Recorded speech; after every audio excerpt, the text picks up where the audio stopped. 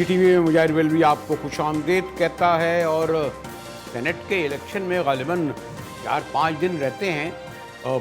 तमाम सूबों में मेरा ख़्याल है कि ये अमल मुकम्मल हो चुका है, लेकिन सिंध की हद तक अभी तक जो दूसरी बड़ी पार्टी है, जिसके अगर मैं गलत नहीं हूँ तो 36 अरकान हैं और अगर मिलाएं तो कोई 40 अरकान बनते हैं, उनका बाकायदा यानी MKM का कोई बाकायदा ऐलान अभी तक नहीं आया।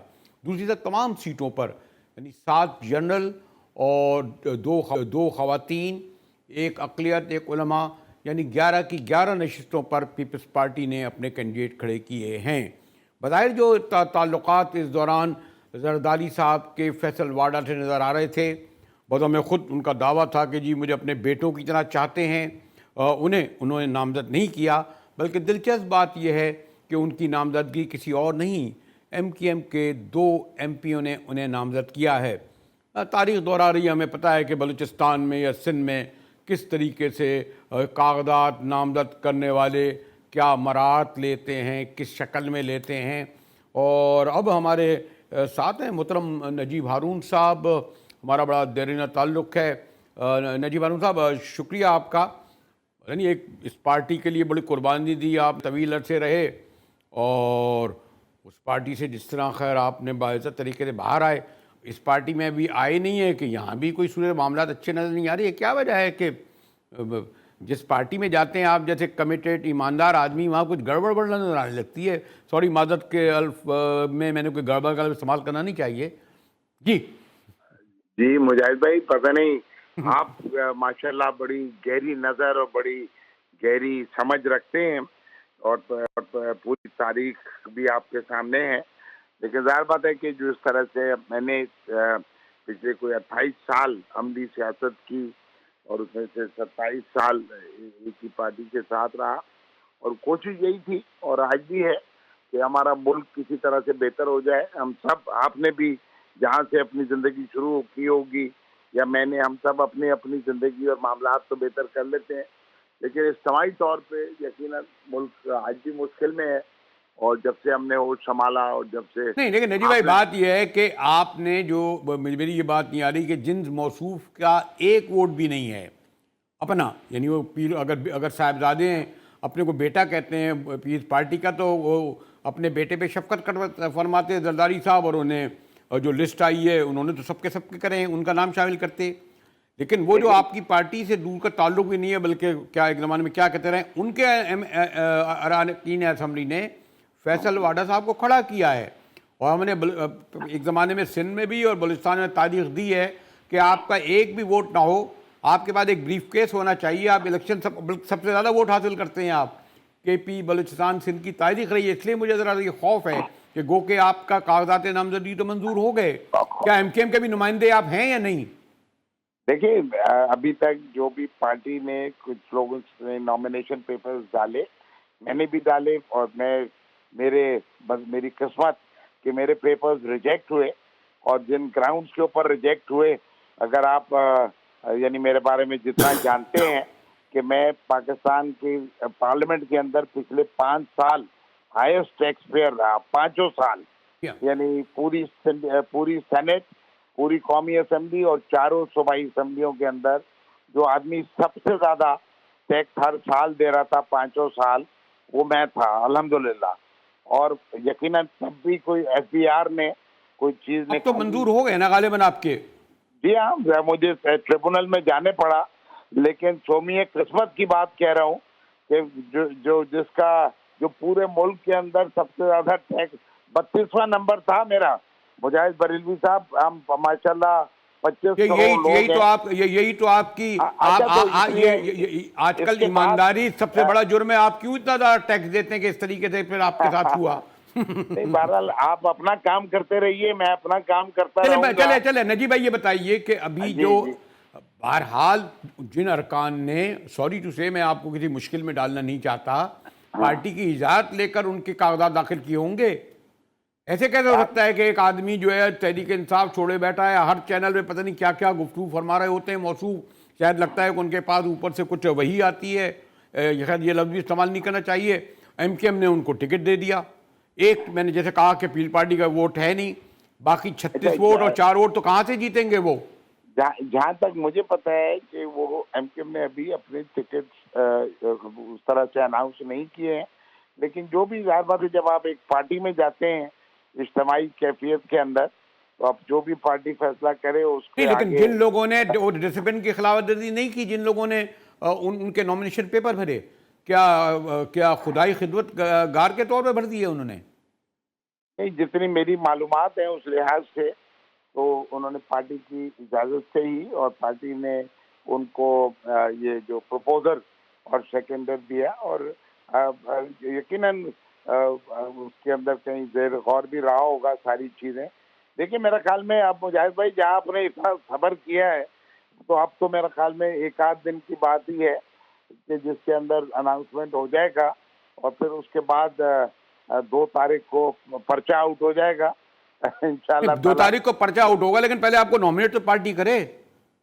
میں بتایا نا کہ جب آپ کسی پارٹی کے ساتھ ہوتے ہیں، دیکھیں مجھے یہ ذہن میں رکھے مجاہد بھائی کہ میں نے قومی اسمبلی کا الیکشن پی ٹی آئی کو بنانے کے 22 سال کے بعد میں بانی رکن تھا، پہلا کراچی کا صدر نہیں، تھا. مجھے تو صرف اللہ نے آخری بات یہ کہ آپ اگر خود کھڑے ہوئے ایم کیو ایم کے اتنے ووٹ ہیں کہ اس میں آپ سینیٹر منتخب ہو سکتے ہیں 40 یا 45 ووٹوں کے ساتھ.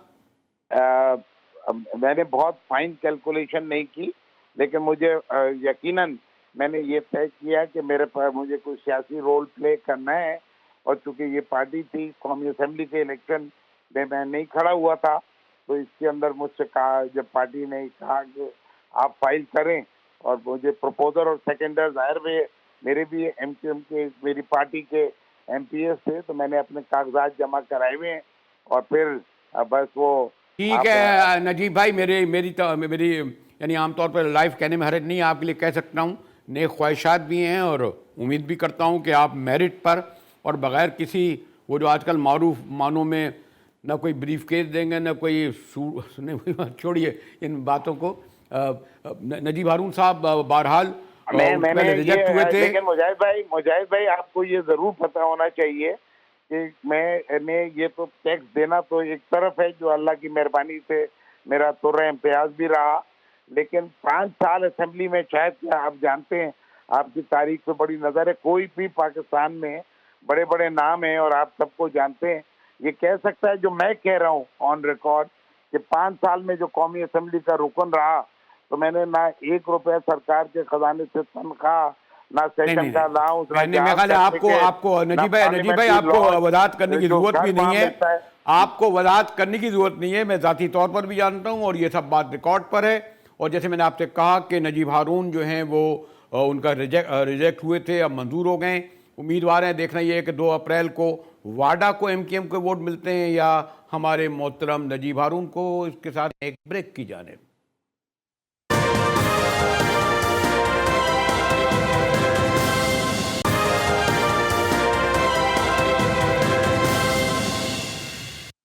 دعویٰ تو یہی کیا جا رہا ہے کہ پنجاب میں ہماری محترمہ مریم نواز یعنی پہلی خاتون وزیر اعلیٰ ہونے کے بعد یہ پہلا اسکینڈل ہے سامنے آیا ہے. لیکن اگر کرائم میں جائیں، اگر ذخیرہ اندوزی میں جائیں، خاص طور پر رمضان کے مہینے میں جو بڑے بڑے دعویے کیے جا رہے تھے ان میں سے کوئی پورا نہیں ہوا. لیکن ایک بہت بڑا لفظ تو میں اسکینڈل استعمال نہیں کروں گا کہ پاکستان کے تاریخی پنجاب کے بہت ہی قدیم کالج اور اسکول ایچ ایس این میں جس طرح گورنر صاحب نے مداخلت کی، ایک وفاقی وزیر صاحب کے بچوں کی فیس کے لیے جو ایک اسکینڈل سامنے آیا، اور ایک بہت ہی انتہائی معتبر شخصیت جو پرنسپل تھے انہیں مستعفی ہونا پڑا، اور ان کے ساتھ ہی ہمارے بابر علی صاحب جو خود ایک تاریخ ہے جنہوں نے بے تحاشا کام کیا، انہیں بھی مستعفی ہونا پڑا.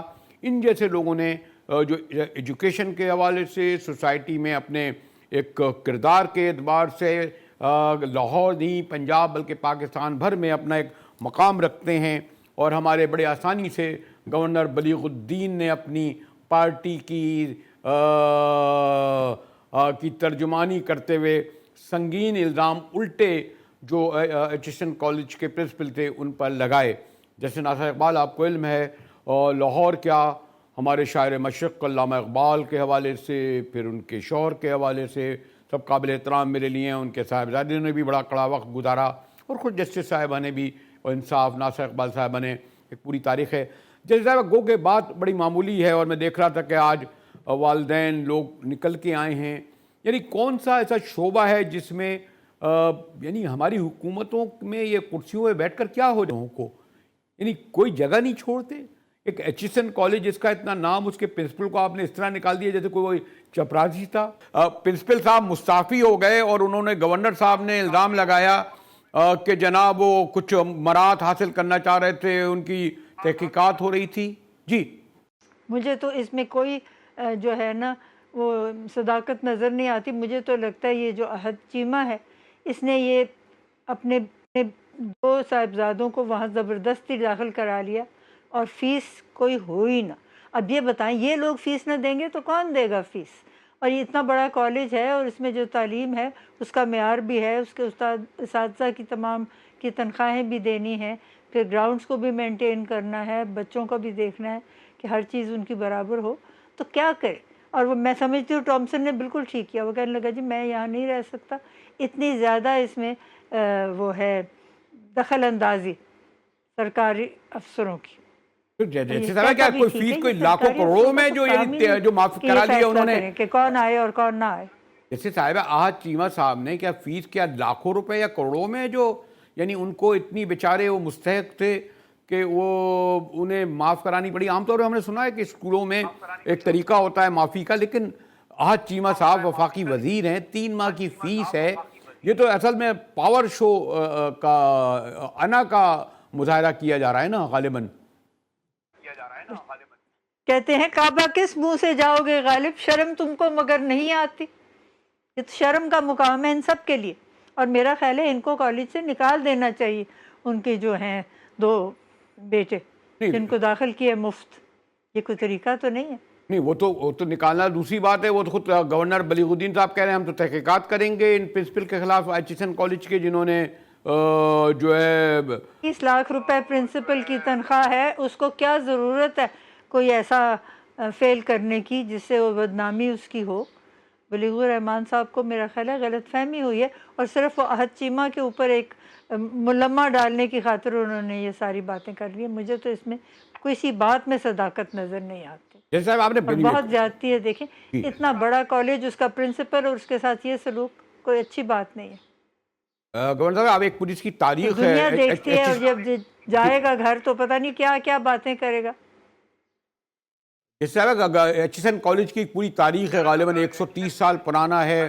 ابھی بابر علی صاحب کہہ رہے تھے، اور بڑا لوگ فخر کرتے تھے وہاں داخلہ. انہوں نے بھی استعفیٰ دے دیے بابر علی صاحب نے، جی آج مستعفی ہو گئے.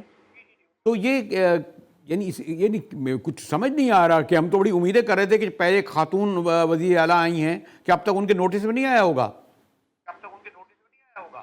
یقیناً آیا ہوگا. یہ کیسے ہو سکتا ہے کہ ان کو نہ اس کا علم ہو؟ سب کچھ ان کے علم میں ہے، آخر وزیر اعلیٰ ہیں. یہ تو نہیں ہو سکتا کہ جو ان کے وزراء کریں اس کا ان کو پتہ ہی نہ لگے. لیکن میرے علم میں نہیں کہ 3 ماہ کی اور اب فیس، وہ آٹے کے تھیلے دے رہے ہیں جس کے اوپر نواز شریف کی تصویر لگی ہوئی ہے. اس کی تصویر کیوں آویزاں ہے؟ اس نے اپنے گرہ سے دیا یہ آٹا لوگوں کو، کچھ بھی نہیں. چلیں وہ دیکھ آ گیا. لیکن مجھے یہ حیرت ہو رہی ہے جسٹس صاحبہ کہ 3 ماہ کی فیس کتنی ہوگی؟ یعنی اس کا یعنی کچھ سمجھ نہیں آ رہا. یعنی اس کے لیے کہ انہوں نے گورنر صاحب نے اپنے اختیارات استعمال کرنے پڑے. خود گورنر صاحب کے بعد خود ماشاءاللہ بڑے وسائل ہوتے ہیں، اپنے پاس سے لے لیتے. اگر چیمہ صاحب اتنے ہی ماشاءاللہ دے سکتے تھے. پیسے فیس دینے کے لائق نہیں ہیں.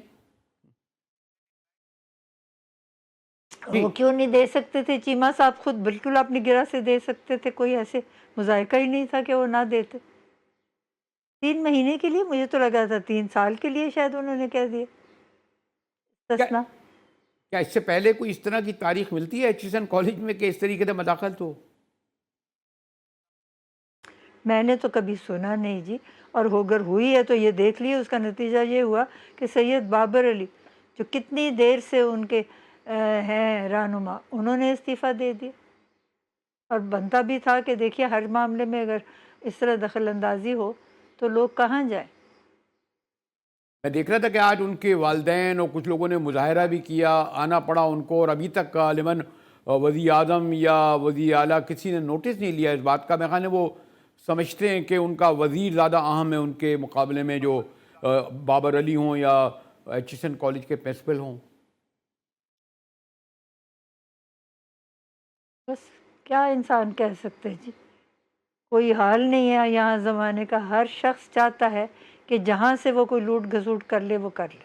سب مل کے کرتے ہیں، کیا وزراء کیا عمراء، کسی نے کسی کو چھوڑا ہی نہیں.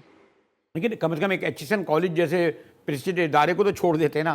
آپ ہی اپنی طرف سے پیشکش کر دیں، ذرا ولید سے کہہ دیں ان کی فیس دے دیں. میں نے تو ولید سے کہا تھا کہ ہم سب جا کے یہاں مظاہرہ کریں. یہ مظاہرہ آج 3 بجے انہوں نے کہا تھا نا کہ کریں گے، کہ یہ جو کچھ بھی ہوا ہے یہ بہت غلط ہوا ہے. پتہ نہیں بچے گئے یا نہ گئے، میرے میں تو اب ہمت نہیں ہے کہ میں جاؤں مظاہروں میں. نہیں، مجھے اطلاع ملی ہے، بلکہ میں مظاہرہ وہاں ہو بھی رہا ہے، لیکن اور اچھی خاصی میں دیکھ رہا تھا خواتین وہاں مظاہرے میں شریک ہیں. لیکن مظاہرہ کا ان کو کون سا مظاہرے کیا، وہ تو آپ دیکھ رہی ہیں. میں سیاست میں جانا نہیں چاہ رہا. 19 خواتین جیلوں میں موجود ہیں، ایک خاتون وزیر اعلیٰ کی موجودگی میں. 200 مقدمے، غالباً 102 مقدمے جو ہیں وہ ملٹری کورٹس میں چل رہے ہیں. سینکڑوں رپوش ہیں. تو یہ تو جو کچھ جو بولے اس کو بند کیے جا رہا ہوں میں. یہ ہمارے حالات ہیں. اور یہ جو فوجی عدالتیں ہیں نا، یہ بھی ایک نیا سلسلہ چلا ہے. آگے تو یہ فوجی عدالتیں جو ہیں ان کو کالعدم قرار دے دیا تھا کہ یہ ایسے سویلینز کی کورٹ میں آ کے ان کی نہیں کر سکتے ٹرائل. اب سب کچھ چلتا جو کسی کا جی چاہے. تو اب اس کا یہ جو خیر میں اس طرف تو نہیں جاؤں گا کہ حالانکہ جیسے قاضی فائز عیسی صاحب کا بڑا نام تھا خاندان کا اور ان کی منصفی کا، اتنے مہینے ہو گئے میرے خیال میں بغیر کسی ٹرائل کے وہ لوگ 102 لوگ ملٹری کی عدالت میں بھگت، اور 19 خواتین، ان پر بھی کوئی جرم غالباً ابھی تک ثابت نہیں ہوا. وہ تو چھوڑیں، لیکن یہ والا میں پھر آؤں گا، وہ کہیں گے لیجیے ہر چیز میں آپ فرد جرم ہی نہیں لگا ہوا. کوئی فرد جرم کیا لگائیں گے؟ میں اس طرف نہیں جاتا ہوا. نہ وہ کہیں گے جی ہر بات میں آپ جو ہے سیاست لے آتے ہیں، کورٹ لے آتے ہیں. لیکن آپ سمجھتی ہیں کہ جو ایچسن کالج کا جو نقصان ہونا تھا وہ تو ہو گیا. جو پوری ساری دنیا میں جو بھد اڑی ہے، وہ تو کہہ رہے ہیں کہ وہ جو ایک اجلاس ہونے والا تھا، شاید ہم جو میرے خیال میں ایک اسکول ہے جو ایچسن جو رجسٹرڈ ہے اس کلب میں جو 39-40 لوگوں کا، وہاں بھی شاید آپ کو پھر رکنیت نہ ملے. انہیں کوئی فکر نہیں ہے اس بات کی کیا؟ کوئی فکر کرتا ہی نہیں جی. ہر ایک بندہ بس اپنے جیب جو ہے اس کو گرم کرنے میں لگا ہوا ہے اور کسی چیز کی کوئی فکر نہیں. کہتے ہیں نا شکریہ. اگر کجراؤ ہے انجم آسماں تیرا ہے یا میرا، مجھے فکر جہاں کیوں ہو، جہاں تیرا ہے یا میرا. شکریہ جسٹس ناصرہ اقبال صاحبہ. میں نے کہا پاکستان بڑی جو علامہ اقبال کی جنہوں نے خواب دیکھا، ان کی بہو پنجاب کی انتہائی اہم شخصیت، وہ کس درد ان سے تو یعنی پوری طرح گفتگو بھی نہیں کی جا رہی تھی. یہ کتنا بڑا افسوسناک واقعہ ہے کہ ایک وفاقی وزیر احد چیمہ صاحب، بڑے بیوکریٹ، ناک کا بال شریفوں کی 3 مہینے کی فیس جو ہے وہ نہیں دے رہے. گورنر صاحب کہتے ہیں جی معاف کرو ان کی. یعنی کوئی شعبہ تو آپ چھوڑ دیے، اس کو مستعفی ہونا پڑا. بابر علی جیسے آدمی کو مستعفی ہونا پڑا، اور ابھی تک 48 گھنٹے تو گزر گئے، نہ سی ایم نے کچھ کہا، نہ وفاقی حکومت نے کہا. حکومت میں جاتے ہی جو ہے ان کے اب میں اس سے زیادہ کچھ نہیں کہنا چاہتا. شاید انہیں فرصت اس بات کی نہیں ہے کہ یہ جو ان کا سب سے بڑا تاریخی کالج ہے اس میں ہونے والے جو سرخیوں سے اسکرینوں پر اور پرنٹ میں اسکینڈل بن رہے ہیں اس کی طرف توجہ دیں. چلیں چلتے ہیں ذرا تربت کی جانب کے ایک اور واقعہ بلکہ سانحہ ہوا ہے. آپ نے دیکھا ہوگا کہ ابھی کچھ دن پہلے گوادر میں واقعہ ہوا اور ایک یہ ہوا. ملتے ہیں، گفتگو کریں گے اپنی بیورو چیف سے ایک بریک کے بعد.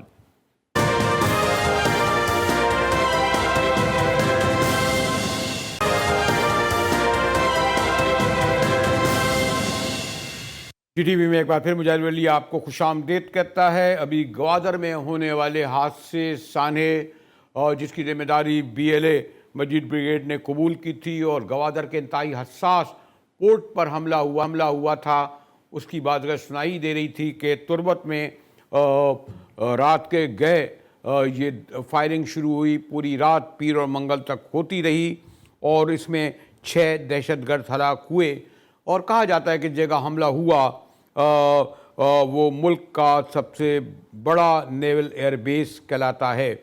اس وقت بھی نواز شریف صاحب گئے اور گوادر، لیکن یہ جو واقعہ اور ثانیہ ہے اس لیے اہم ہے کہ مکران کا جو دارالحکومتی کہہ لیں تربت اور ایک پاپولیٹڈ ایریا جو ایریا ہے وہاں پر اندر گھس کر ان لوگوں کا مارنا شریف حکومت کے لیے ایک بہت بڑا چیلنج ہے.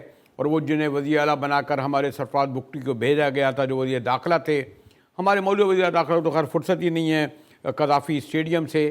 اس پر کیا گفتگو کی جائے کہ بشریٰ یہ چند دن میں جو دوسرا بڑا واقعہ اور تربت میں جو سب سے بڑے نیول ایئر بیس پر حملہ 3 جانب سے ہوا.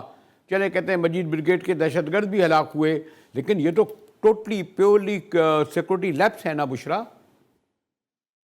دیکھیں مجاہد صاحب، اگر یہ سیکیورٹی لیپس ہوتے تو پھر شاید یہ جو دہشت گرد ہیں یہ اپنی کارروائیوں میں کامیاب ہو جاتے. سیکیورٹی جو ہے وہ الرٹ تھی، سیکیورٹی کے انتظامات ہیں یقیناً، کیونکہ دہشت گرد یہاں پر موجود ہیں تو وہ مختلف مقامات سے اپنا ہدف جو ہے وہ پورا کرنے کے لیے حملے تو ضرور کرتے ہیں. لیکن خوشی کی بات یہ ہے کہ گوادر میں ہونے والے حملے کے بعد سیکیورٹی مختلف جو علاقے ہیں خصوصاً مکران ڈویژن میں جو ہے وہ سیکیورٹی انتہائی سخت کر دی گئی تھی. اور اسی کا نتیجہ ہے کہ کل جس طرح سے تربت میں جب یہ واقعہ پیش آیا تو پہلے دھماکوں کی آوازیں آتی رہیں اور پھر فائرنگ کی آواز آئی تو یہ سلسلہ کافی دیر تک چلتا رہا. تو سیکیورٹی وہاں پر الرٹ تھی، سیکیورٹی وہاں پر موجود تھی، اسی لیے زیادہ نقصان نہیں ہو سکا. اور اس واقعے میں لیکن بھی یہ ہے کہ بشریٰ لیکن آپ کو علم ہے بشریٰ کوئی تربت جو ہے کوئی کوئٹہ جیسا تھکلی پاپولیٹڈ ایریا نہیں ہے، کوئی پنڈی رکا راجہ بازار نہیں ہے. تربت ایک آئسولیٹڈ جگہ ہے، میں جانتا ہوں، اور یہ کوئی مند نہیں ہے کہ بارڈر سے لوگ آئے ہوئے ہوں. یہ تو بہت سارے تربت کا اور ایران کا یا افغانستان کا بارڈر بہت دور ہے. یعنی اس کا مطلب یہ ہے کہ وہ لوگ جو نام نہاد دہشت گرد جو اپنے کو بریگیڈ کہتے ہیں ان کو مقامی جگہ پہ یعنی تربت کے اندر پناہ ملی ہوگی نا، وہیں سے انہوں نے اتنے بڑے پیمانے پر آپریٹ کیا اور کئی گھنٹے تک فائرنگ کی، مقابلہ کیا. اس کو معمولی تو نہیں رہنا چاہیے، اسی لیے میں کہہ رہا تھا یہ سیکورٹی لیپس ہے. بالکل. دیکھیں مجاہد صاحب، ایک کاروائیاں جس طرح سے پہلے ہو رہی تھی دہشت گرد تنظیموں کے خلاف، ہاں ہم یہ ضرور کہہ سکتے ہیں کہ ان کاروائیوں میں جو ہے وہ کمی آ گئی. اب وہ کاروائیاں اس تسلسل سے یا اس تیزی سے نہیں ہو رہی ہیں، تو اس وجہ سے یہ جو رہے سہے دہشت گرد موجود ہیں وہ کہیں نہ کہیں موجود تھے اور وہ نکل کر کہیں نہ کہیں سے آسان ہدف ڈھونڈنے کی کوشش تو کر رہے ہیں. اب جیسے نیول ایئر بیس میں انہوں نے جو سویلین کا ایریا تھا وہاں سے گھسنے کی کوشش کی تو ان کو لگا کہ یہ آسان ٹارگٹ ہے، شاید یہاں پر سیکیورٹی اس طرح سے نہیں ہوگی، ہم اپنے ہدف میں کامیاب ہو جائیں گے. لیکن وہاں پر تھی اور انہوں نے کاروائیاں اپنی جو ہیں وہ شروع کی تو یہ اپنے ان کام میں جو ایک سلسلہ یہاں پر کرنے آئے تھے دہشت گردی کا، اس میں بری طرح سے ناکام ہوئے. ہاں ہم یہ ضرور کہہ سکتے ہیں کہ جو پہلے دہشت گردوں کے خاتمے کے حوالے سے کاروائیاں کی جا رہی تھی یا جن علاقوں سے ایسی اطلاعات تھی یا ایسے واقعات پیش آ رہے تھے تو فوری طور پر جو ہے وہ سیکیورٹی فورسز کے ادارے مختلف علاقوں میں ان کی موجودگی کی اطلاعات پر یا شک کی بنیاد پر جو ہے وہ کاروائیاں کرتی تھی. وہ کاروائیاں اب کافی حد تک جو ہے وہ رک چکی ہیں، لیکن اب ضرورت اس بات کی ہے کہ جب اتنے 2 بڑے نہیں لیکن بشریٰ ایسا ہے نا، دیکھیں بشریٰ یہ تو واضح ہو گیا ہے ایک حد تک کہ پہلے عام طور پر پرسیپشن یہ تھا کہ ایرانی بارڈر سے یہ لوگ کراس کرتے ہیں، خاص طور پر BLA یا BRA.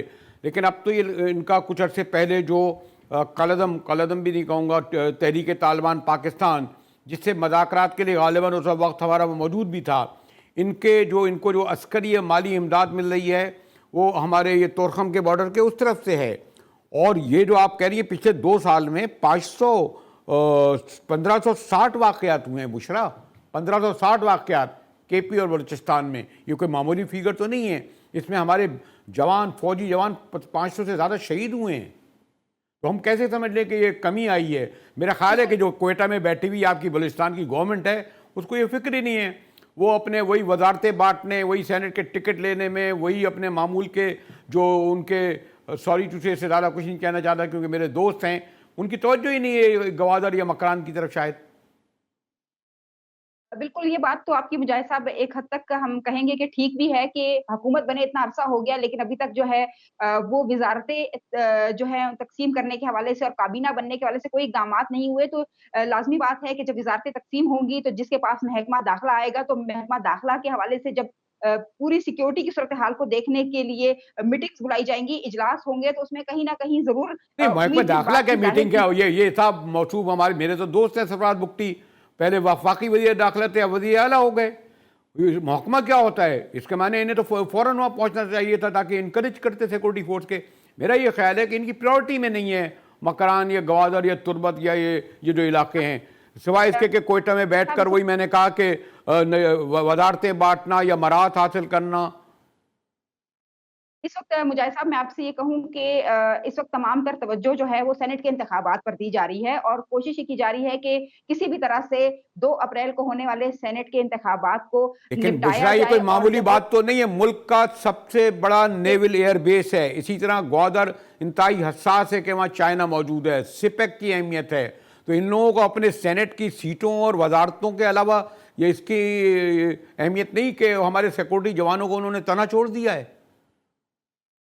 देखें ये बिल्कुल इनको इस हवाले से इक़दामात तो करने चाहिए थे, लेकिन मैंने जिस तरह से आपको बताया कि मुजाहिद साहब इनकी इस वक़्त तवज्जो जो है वो सेनेट के इंतखाबात पर है।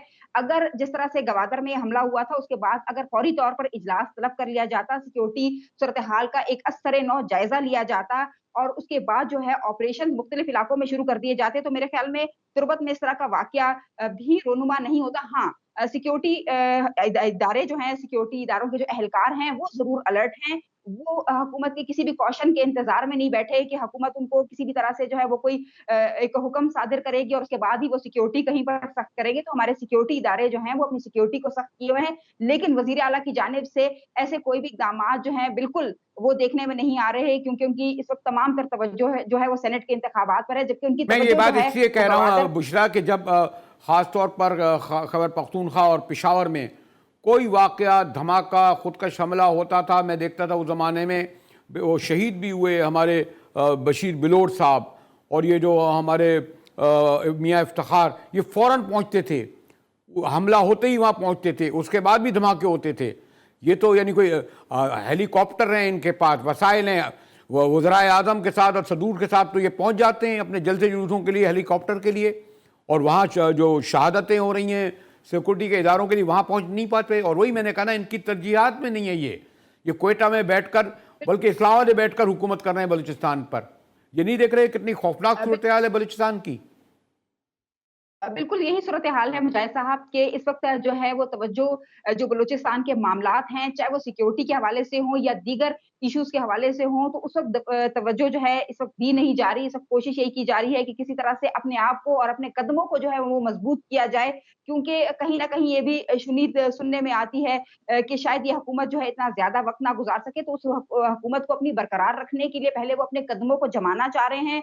उसके बाद ही जो है वो कुछ बलूचिस्तान के लिए सोचेंगे, लेकिन ये 2 जो बड़े वाक़यात पेश आए हैं, गवादर और उसके बाद अब तुर्बत में, तो मेरे ख़्याल में अब इनको होश के नाख़ून ले लेने चाहिए कि जब ये 2 बड़े वाक़यात पेश आए हैं और इसमें दहशतगर्दों का एक टोला जो है, वो हमला करने के लिए आता है, तो इसका मतलब है कि बलूचिस्तान में इस वक़्त भी ये लोग मुख्तलिफ़ इलाकों में मौजूद हैं, ऑपरेशंस की ज़रूरत है, सिक्योरिटी सख्त करने की ज़रूरत है और जो लोग इन वाक़यात में हमारे लोग जो शहीद हुए हैं, उनके पास जाने की या उनकी मज़ीद लोगों की जो जानें जो हैं वो खतरों से बचाने के लिए इक़दामात करने की ज़रूरत है। लेकिन अफ़सोस की बात है कि ऐसे कोई भी इक़दामात जो हैं वो नहीं किए जा रहे, जिसकी वज़ह से जो सूरत-ए-हाल है वो इस तरह ख़राब हो रही है। अगर ये तवज्जो ना दी गई तो फिर यकीनन सूरत-ए-हाल मज़ीद भी ख़राब हो सकती है और आने वाले दिन जो हैं वो मज़ीद भी ख़राब हो सकते हैं। एक तरफ हम देख रहे हैं कि ये कार्रवाइयाँ जो हैं वो एक अफ़गानिस्तान की जानिब से उसकी सरहद इस्तेमाल करके की जा रही है और दूसरी जानिब जो है हम तवज्जो नहीं दे रहे। बॉर्डर जो है वो बहुत बड़ा है, उसको सिक्योर करने के हवाले से कई मर्तबा हमने बात की, तो उनका यही कहना था कि बॉर्डर इतना बड़ा होने की वजह से उसको मुकम्मल तौर पर सिक्योर लेकिन ये किया जा बॉर्डर का सकता है, मामला नहीं है, सिक्योरिटी ये लेकर लोग तो ऐसा लगता है कि वहां पर खुद तुर्बत के अंदर मौजूद थे, मकरान के अंदर से मौजूद थे, वहां पर इनके पास असला था, उनके पास रिसोर्स थे, वो सैकड़ों मील का फासला तय करके आए, उन्हें पनाह मिली, उनका एक नेटवर्क है। तो फिर तमाम ये तो इंटेलिजेंस नेटवर्क होता है, तो गवर्नमेंट का होता है ना। खैर मैं इसकी तफसील में नहीं जाऊँगा, मैं ख्याल शायद आप सही कह रही हैं, अपनी हुकूमत संभालने में लगी हुई है। और जिस तरह आपको भी इल्म है कि पीपल्स पार्टी की हुकूमत किन तिनकों किन बैसाखियों से खड़ी है, तो ये तिनके और बैसाखियाँ पहले तो अपने پیروں پر کھڑا ہونے کی کوشش کر رہے ہیں. اس کے بعد پھر انہیں خیال آئے کہ بلوچستان جیسے حساس صوبے میں جس طرح ایک کے بعد دوسرے حملے ہو رہے ہیں جس پر اسلام آباد کو فوری توجہ دینے کی ضرورت ہے. اس کے ساتھ ہی جی ٹی وی سے مجاہد ویل کو اجازت دیجیے.